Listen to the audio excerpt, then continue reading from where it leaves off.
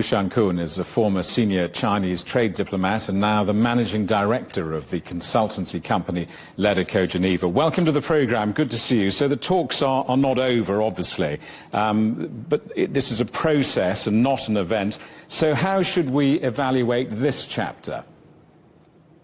Thanks for having me.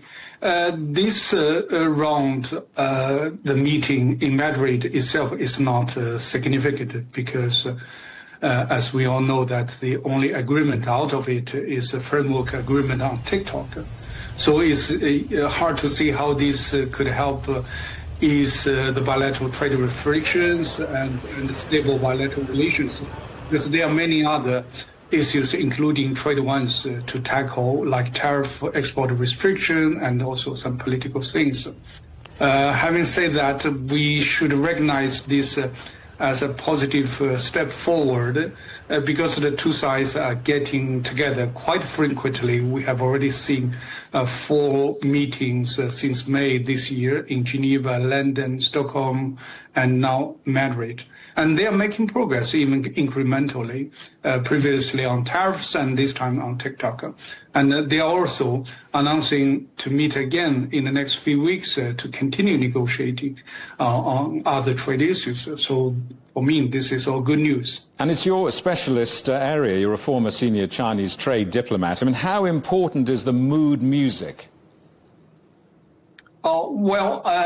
Interestingly, you see kind of nice words from both sides to call the negotiations respectful, constructive, productive, and candid.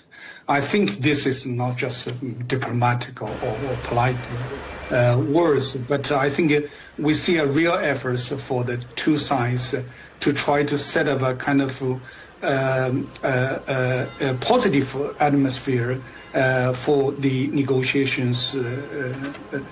This is very much welcomed, by like me as a Chinese, and also for trade negotiations, because it's like tango.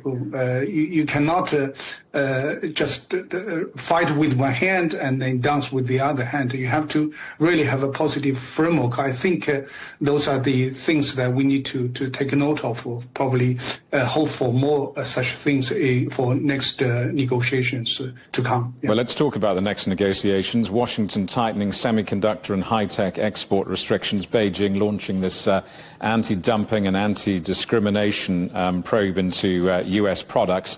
I mean, are these bargaining tools, or are they the start of a long-term technology confrontation? How do you see it? I think we need to look at this both in short terms and also in long terms. In short terms, you see some tactics by both sides. Just before the negotiations started, the U.S. State Department added another 23 Chinese entities onto the restrictive list, and China announced this, as you said, the anti-dumping and the discrimination investigations on U.S. products. I don't think this is good tactics. As I said, you cannot just try to fight at the same time and negotiate. But in the long term, I think the China-U.S. high-tech competition, of course, is another factor in the play. That out of the 23 Chinese entities listed, half of them are high-tech ones on chips. But I don't think that the two countries should compete in such a confrontational manner, because suppressing foreign companies won't increase your competitiveness.